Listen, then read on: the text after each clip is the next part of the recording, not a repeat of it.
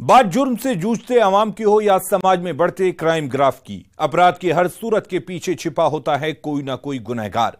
नमस्कार, मैं हूं आपके साथ अलीम अतहर। तफ्तीश की राह में आने वाली हर कड़ी सुराग बनकर पहुंचाती है गुनहगारों को सलाखों के पीछे। तो आप बने रहिए हमारे साथ, क्योंकि हर जुर्म के खिलाफ हमारी तफ्तीश लगातार जारी है।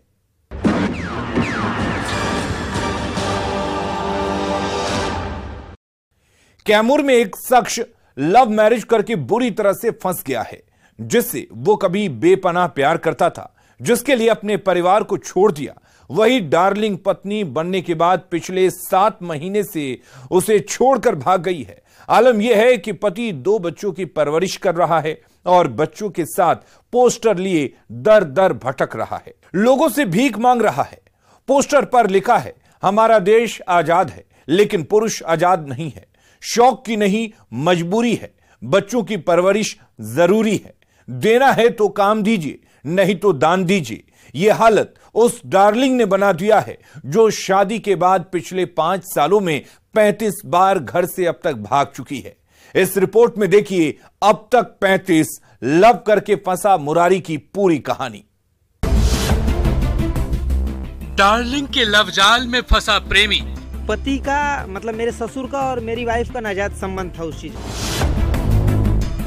लव मैरिज के बाद बनी दगाबाज। कई बार मारी है मेरे बच्चे लोग को, मेरे पास एविडेंस है, कई बार चाकू से मारी है।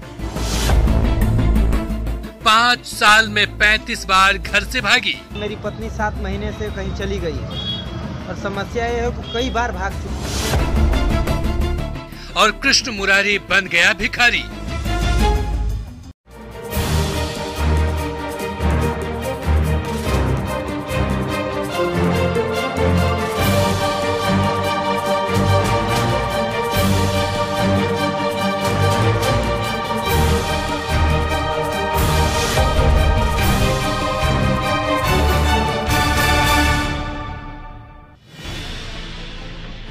हाथों में पोस्टर लिए और पोस्टर पर पत्नी की तस्वीर छपवाकर सड़क पर बच्चों के साथ खड़े इस शख्स की कहानी सुनेंगे तो आप भी दांतों तले उंगली दबाने को मजबूर हो जाएंगे।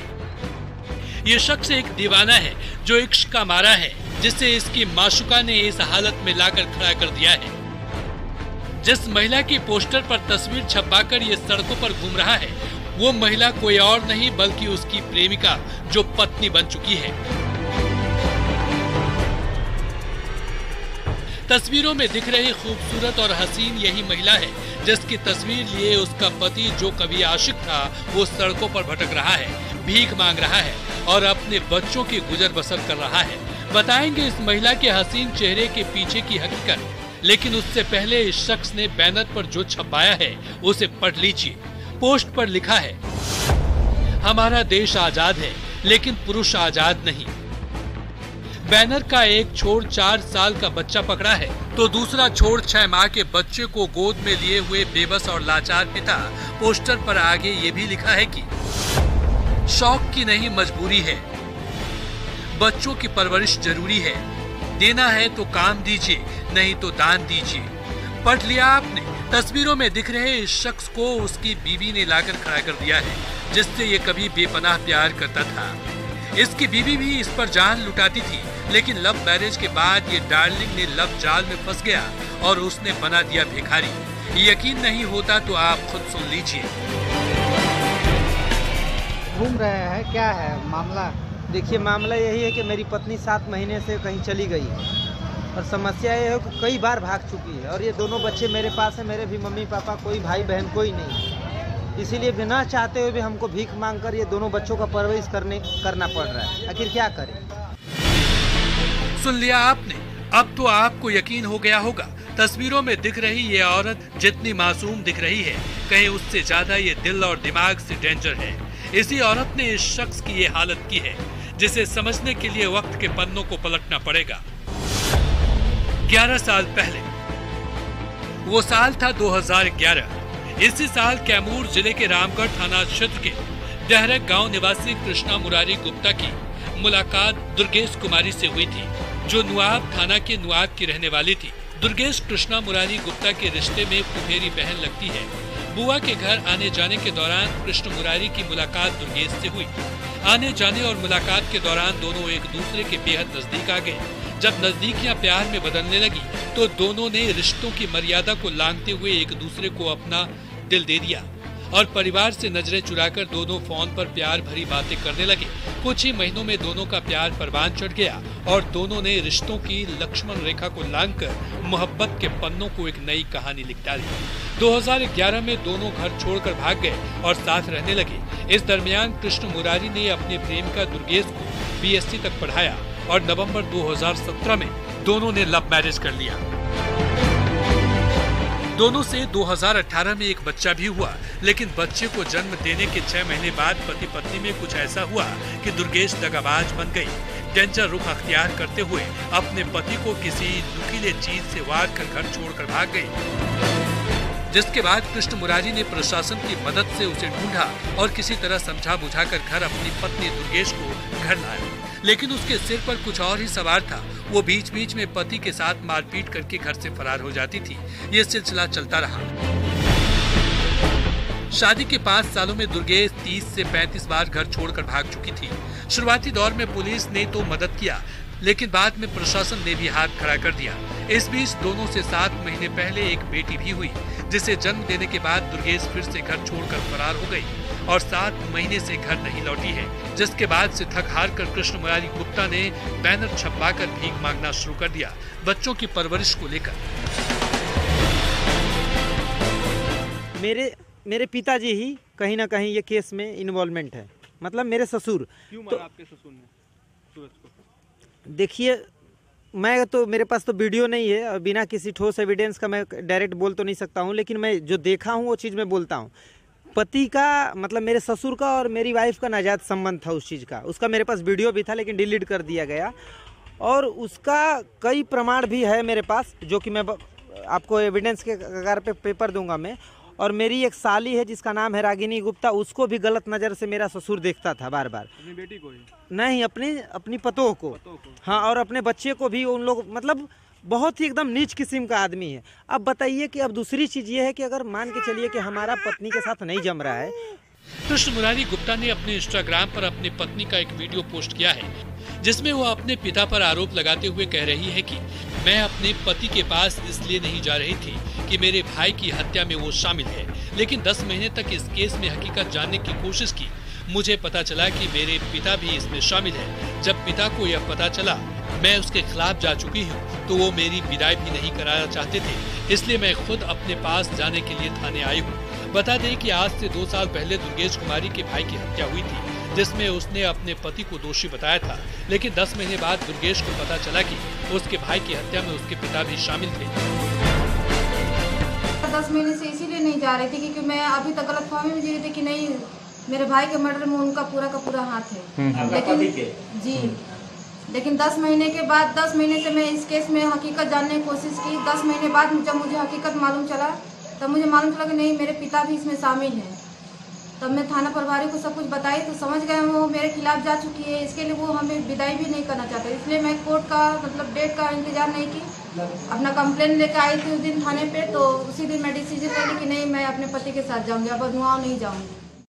जब न्यूज 18 की टीम ने इसकी पड़ताल शुरू की तो पता चला कि कृष्ण मुरारी गुप्ता की पत्नी दुर्गेश को उसके पिता के साथ अवैध संबंध था। ये सुनने में थोड़ा अजीब जरूर लगेगा, लेकिन हकीकत यही है। दुर्गेश और उसके पिता को उसके भाई सूरज ने शारीरिक संबंध बनाते हुए देख लिया, जिसके कुछ दिनों बाद सूरज का मर्डर हो गया। जिसके बाद दुर्गेश की भाभी ने पुलिस को लिखित शिकायत देकर आरोप लगाया था कि उसकी ननद दुर्गेश का उसके ससुर से अवैध संबंध है, लेकिन उस मामले को दबा दिया गया और दुर्गेश के पति कृष्ण मुरारी को फंसा दिया। उसी केस को लेकर दुर्गेश अपने पति से बेरुखी के साथ पेश आती थी, मारपीट करती थी, बच्चों को भी मारती थी और बीच बीच में घर से भाग जाती थी, जिसकी तस्दीक ये तस्वीर कर रही है। क्योंकि बाप और बेटी का नाजायज संबंध वो देख लिया था, इसके लिए मारा। क्योंकि मैं साक्षात देखा हूँ उन चीज को लेकर। बस मैं यही चाहता हूँ कि कहीं ना कहीं तो मेरी वाइफ इस केस में इन्वॉल्वमेंट है, मेरे सूरज हत्याकांड में और मेरे सार के हत्यारे में। क्योंकि वही जानती है, वही हत्या करवाई। अगर नहीं करवाई रहती तो बार बार भाग क्यों रही है? बार बार नुआव क्यों जा रही है। और नुआव अब उसका बाप जान गया है कि हम भी फंसेंगे, इसके लिए उसका बाप रखने के लिए उसको तैयार नहीं है, इसीलिए वो कहीं ना कहीं भागती फिर रही है। अब सवाल ये है कि सूरज हत्याकांड का मुख्य आरोपी कौन है? क्या बाप बेटी ने मिलकर सूरज को मारा था? क्या सच में बाप बेटी के साथ गलत काम करता था? क्या पुलिस इस मामले में फिर से जांच करेगी? इन्हीं सवालों का जवाब पत्नी से पीड़ित पति कृष्ण मुरारी गुप्ता पुलिस से मांग कर रहा है और कह रहा है कि पत्नी ने मुझे भिखारी बना दिया है, ना तो तलाक दे रही है और न ही साथ दे रही है। प्रशासन ने मदद किया है, जिसके सहारे हम अब तक जिंदा और बच्चों को पाल पोस रहे हैं। उसे मेरे साथ रहना है तो घर लौटकर वापस आ जाए, नहीं तो तलाक दे दे ताकि हम अपना नया घर बसा सके, नहीं तो हम जान दे देंगे।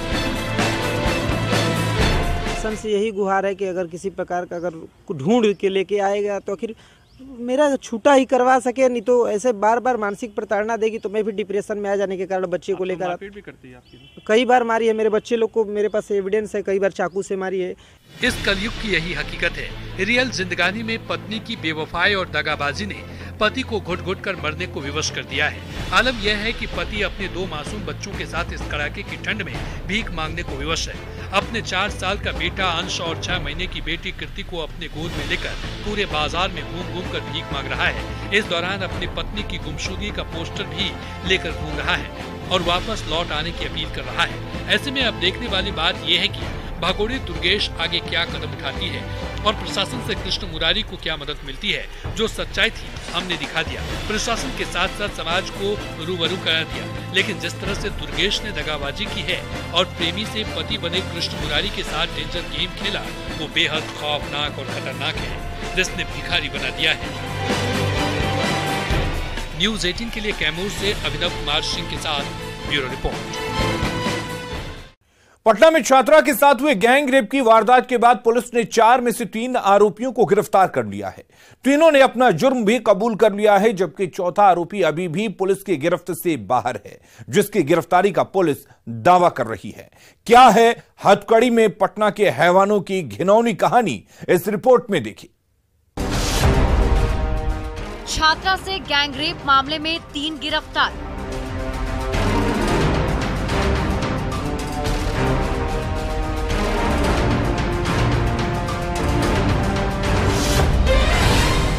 मास्टरमाइंड गोलू को भी दबोचा।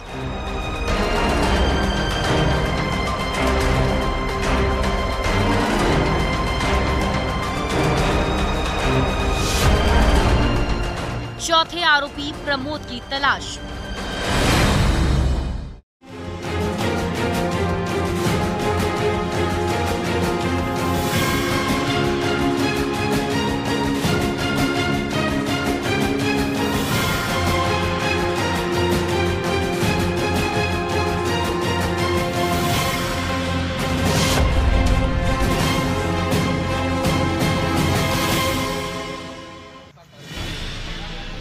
हाथों में हथकड़ी और चेहरे पर काला नकाब लिए पटना पुलिस की कस्टडी में दिख रहे इन तीनों हैवानों की कहानी सुनेंगे तो आप भी सहम जाएंगे। तीनों दिखते तो इंसान हैं, लेकिन दिल और दिमाग से हैवान हैं, दरिंदे हैं, शैतान हैं। जबकि इन तीनों का चौथा साथी और छात्रा का गुनहगार अभी भी फरार है, जिसकी गिरफ्तारी को लेकर पटना पुलिस खाक छान रही है और जल्द गिरफ्तारी का दावा भी कर रही है।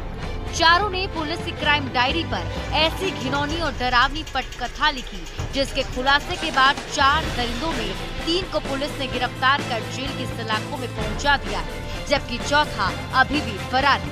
तीनों पर नाबालिग छात्रा से गैंगरेप का आरोप है। पुलिस ने जिन 4 नामजद आरोपियों को गिरफ्तार किया है, उनमें मुकेश कुमार, सुग्रीव कुमार और मुख्य आरोपी गोलू कुमार शामिल हैं। जबकि चौथा आरोपी प्रमोद कुमार अभी भी पुलिस की गिरफ्त से बाहर है। छात्रा के साथ हुए गैंगरेप की वारदात के बाद पटना पुलिस से खूब किरकिरी हुई, जिसे चैलेंज के तौर पर लेते हुए पुलिस ने तफ्तीश शुरू कर दी और 3 जनवरी को FIR दर्ज होते ही मुकेश नाम के एक आरोपी को दबोच लिया गया। उसके बाद 4 जनवरी 2023 को सुग्रीव कुमार और गोलू कुमार को भी अरेस्ट किया गया। बताएंगे गैंगरेप की पूरी कहानी। लेकिन उससे पहले पुलिस ने जो कुछ कहा है वो सुन लीजिए। इस घटना को प्रतिवेदित होने के तुरंत बाद ही जो है सफलतापूर्वक 3 अभियुक्तों को गिरफ्तार कर लिया गया है। जो घटना ये है कि ये 4 टोटल अभियुक्त हैं। 4 अभियुक्त टोटल पहले लड़की को बहला फुसला के ट्यूशन के बाद एक पटना टेंट सिटी है थाने के बगल में, वहाँ पे ये लोग लेके गए थे। वहाँ पे इन्होंने लड़की के साथ गलत किया। सही सुना आपने। जिस दिन राजधानी पटना के बाईपास थाना इलाके की रहने वाली छात्रा के साथ गैंगरेप हुआ था वो मनहूस तारीख थी।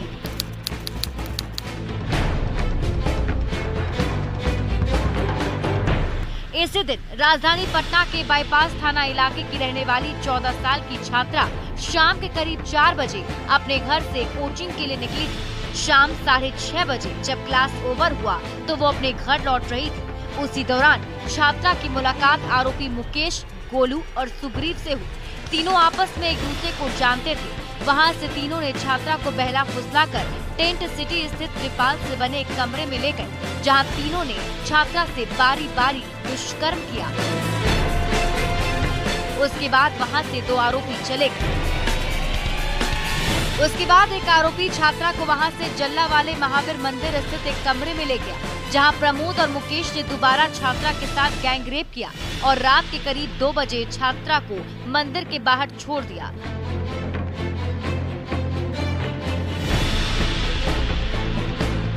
जिसे पुलिस ने 3 जनवरी 2023 की सुबह करीब 8:30 बजे बरामद किया और छात्रा के बयान पर नामजद FIR दर्ज करते हुए कार्रवाई शुरू कर दी, क्योंकि सभी 3 आरोपी मोहल्ले के ही रहने वाले थे। इसलिए तीनों को छात्रा जानती थी, जबकि चौथा आरोपी दूसरे इलाके का था।